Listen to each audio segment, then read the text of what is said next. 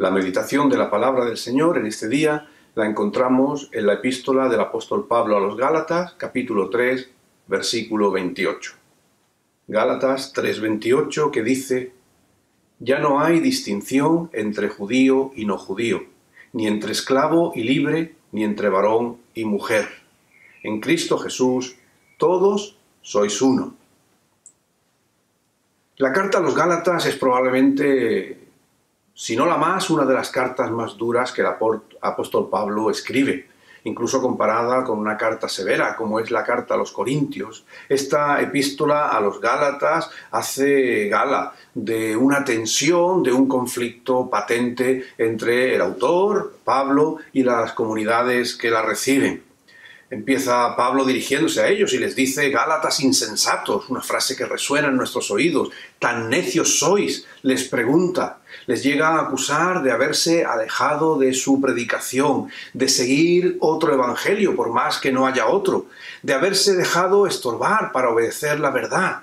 Les advierte que si se muerden y se comen los unos a los otros, terminarán por destruirse.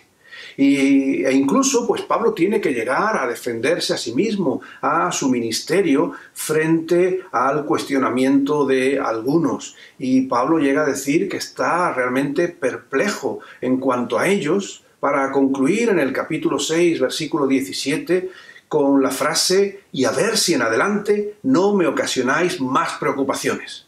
Bastante tengo con llevar impresas en mi cuerpo las marcas de Cristo». ¿Cuál es el motivo de esta situación tan tensa, tan complicada? Parece ser que es fruto de la ruptura, la división que hay en las comunidades que forman la iglesia de Galacia por causa del diferente origen racial de sus miembros. Los cristianos de origen gentil eran obligados por sus hermanos cristianos de origen judío a observar las tradiciones, las prácticas, las costumbres de la ley hebrea, como por ejemplo la circuncisión. Es decir, que alguien que provenía del mundo gentil, para llegar a ser plenamente miembro de la comunidad cristiana, tenía que circuncidarse. Los cristianos de origen judío les obligaban a hacerse de su propia raza, para entonces poder formar parte de la iglesia. En definitiva, era el acceso a Cristo, no por su sola gracia, no solo por la fe, sino también por el hecho de ser judío. Y Pablo estalla ante esta situación, porque entiende que eso traiciona, que eso falsea, que altera el mensaje del Evangelio, el propósito de Cristo, que no tiene nada que ver con la promesa que ya Dios le dio a Abraham cuando le dijo: «En ti serán benditas todas y cada una de las naciones de la tierra», sin distinción, porque Dios llamaba así a todos los pueblos, a todas las gentes. De ahí que Pablo tenga que hacer esa afirmación tan poderosa que hemos leído en el capítulo 3, versículo 28, diciendo que en Cristo, es decir, los que son uno en Él, los que están revestidos de Él, su iglesia, en esta ya no hay distinción, no debe haberla entre judío y no judío, entre esclavo y libre, entre varón y hembra, porque en Cristo todos deben ser uno. Esto no era solo una problemática del mundo antiguo, sino que también en nuestros días vivimos situaciones que causan dolor, que causan división, que causan mucho daño. La muerte de George Floyd, después de 8 minutos y 46 segundos en el suelo, con la rodilla de un policía sobre su cuello hasta que lo asfixia, ha hecho que la gente salga a la calle para expresar su repulsa ante este asesinato y también para mostrar su contenida frustración ante el racismo existente, que no es una cuestión puntual ni solamente coyuntural de la circunstancia de esta muerte, sino que es algo que está engranado en la sociedad. Y por supuesto, con esto no estamos diciendo que estas expresiones de frustración, de coraje ante lo acontecido, tengan nada que ver con el pillaje y los abusos que algunos hacen, porque siempre hay quienes se aprovechan de estas situaciones para hacer daño, para perjudicar a los que ya de por sí suelen ser víctimas en estos contextos. Pero no solamente, como decía, es un hecho puntual, por más que doloso el que hemos sufrido en esta en estos días, sino que escuchamos de Naciones Unidas que durante esta cuarentena en algunos países se han duplicado las llamadas a las líneas de ayuda contra el maltrato doméstico, llegando a triplicarse incluso en China. En Australia se ha dado el mayor número de consultas a estas páginas donde ofrecen ayuda sobre violencia doméstica y digo, es el mayor número de búsquedas en los últimos 5 años. En España, por este motivo, ha habido más de 4.000 detenciones durante el confinamiento. Mujeres atrapadas con parejas abusivas. ¿Y qué decir de la economía? Llama la atención que durante esta pandemia los más ricos se han enriquecido aún más, dada la situación, mientras que encontramos a miles de personas haciendo colas para poder recibir una ayuda básica, recibir por lo menos algo de comer. Este es el mundo en el que vivimos y esto es lo que en Cristo no debe tener lugar. El apóstol Pablo, que sabemos que no era un feminista, ni era un antiesclavista, ni era un defensor del estado del bienestar, porque eso eran ideas, conceptos que no eran propias de su tiempo, son anacronismos. Sin embargo, a pesar de no ser nada de esto, él ya apuntaba en la buena dirección. Siempre vemos la inspiración del Espíritu Santo en estos textos, en estas afirmaciones. Hay quienes se preguntan por qué el Nuevo Testamento no recoge de manera tácita una condena contra la esclavitud, contra el sexismo, por ejemplo, y piensan que al no hacerlo lo que está haciendo es favorecerlo, lo que está haciendo es tolerarlo. Pero eso es no saber ni distinguir las situaciones. Aún hoy, 2000 años después, nosotros no hemos conseguido superar esos conflictos, esas realidades. El Nuevo Testamento, el apóstol Pablo, como decía, ya apuntan en la buena dirección, en aquella que es el propósito de Dios para su humanidad y que tiene que tener su primer reflejo en la Iglesia. Un mundo donde por Cristo y en Cristo ya no haya distinción entre las personas, esa distinción que daña, que perjudica, que clasifica como más valioso o menos valioso a las personas. Como dice Pablo, no debe haber espacio para distinciones por motivo de raza, por motivo económico, por motivo de sexo. Si miramos el mensaje del propio Señor Jesucristo, vemos que Él no vino a cambiar lo que estaba funcionando, lo que estaba yendo bien. Porque si algo estaba yendo bien, ¿a qué cambiarlo? Si catalogar y dar diferente valor a las personas por causa de su raza, de su etnia, de su color, de su nacionalidad, de su procedencia, fuera algo correcto, ¿para qué cambiarlo? ¿Por qué hacer al judío y al gentil uno en Cristo?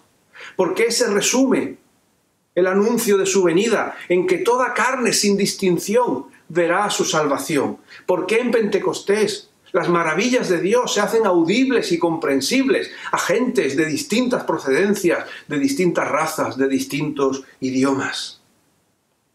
Si las diferencias entre ricos y pobres son aceptables, son tolerables, ¿por qué Jesús censura a los ricos en su egoísmo y ayuda a los pobres en su necesidad y los hace herederos de su reino? Si las diferencias de género son correctas, ¿para qué tocarlas?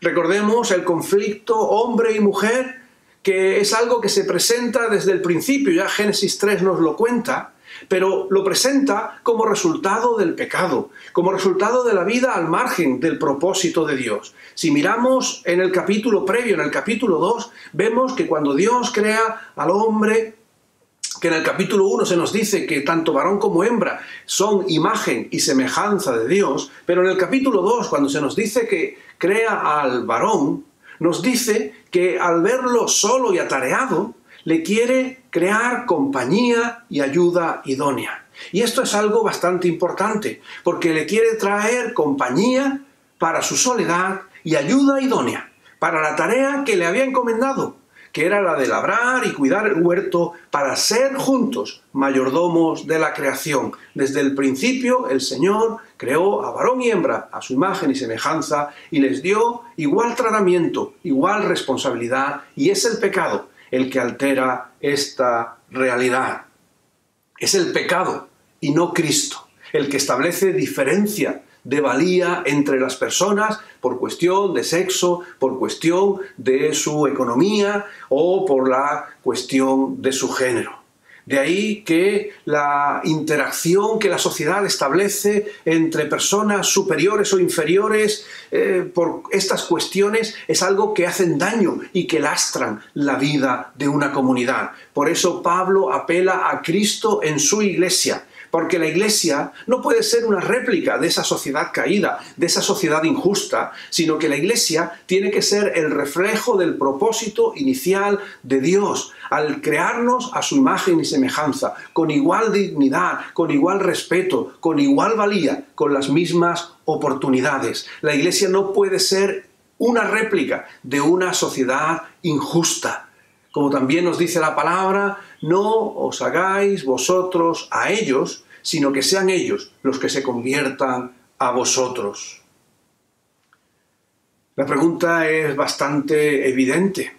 Si el propósito justo y bueno de Dios no se vive primero en la iglesia, en aquellos que confesamos a Cristo como nuestro Señor, como nuestro Salvador, en aquellos que decimos que hemos apropiado para nosotros la voluntad, los valores del reino de Dios, ¿qué podemos esperar entonces de nuestra sociedad? ¿Por qué nos habremos de sorprender por los despropósitos e injusticias de los políticos?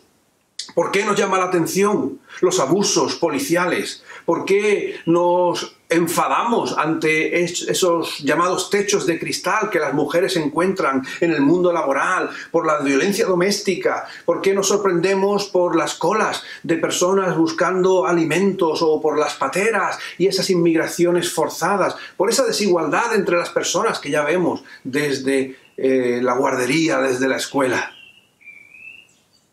Nosotros, los cristianos, aquellos que estamos en Cristo, los que estamos revestidos de Él, de sus valores, tenemos que ser los primeros en vivir de manera diferente y ser así testimonio y ejemplo alternativo a nuestra sociedad.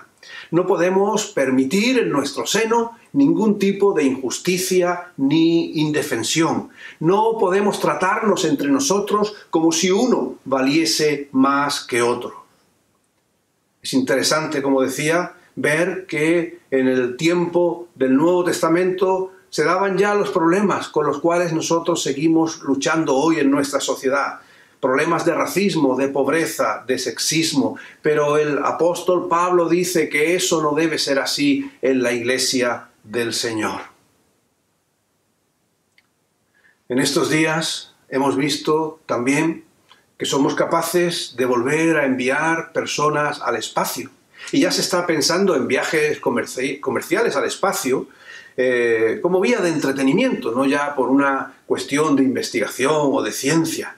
Y mientras estamos pensando en que los que se lo puedan permitir viajen al espacio, nosotros, a la vez, somos incapaces de poner fin a la injusticia, a la pobreza, a la desigualdad, al sexismo, al racismo imperante en nuestra sociedad. Y por eso, una vez más, y como no ha dejado de ser nunca, generación tras generación, necesitamos a Cristo, necesitamos el Evangelio, necesitamos arrepentirnos y cambiar en nuestra manera de ser, en nuestra manera de vivir. Los Gálatas eran cristianos como nosotros, porque decían tener el Evangelio como lo hacemos nosotros. Pero el Evangelio no puede ser solamente un listado de doctrinas, sino que es algo que debe encarnarse, que debe perdonar, que debe recibir, que debe alcanzar, que debe cuidar, que debe amar, que debe posicionarse con aquellos que son más débiles, más frágiles, más vulnerables, ponernos siempre del lado del que sufre. Nosotros hoy tenemos el deber y la oportunidad ante un mundo que está clamando, que está buscando alternativas y salidas a la injusticia. Nosotros hoy tenemos la ocasión de mostrar a Cristo entre nosotros. Un camino mejor y más excelente, en el que no haya ya distinción entre blanco y negro, entre pobre y rico, entre hombre y mujer. Porque por Cristo todos podamos ser uno. Que así sea en su iglesia y que ese sea el mensaje y el testimonio a nuestra sociedad en este tiempo. Amén.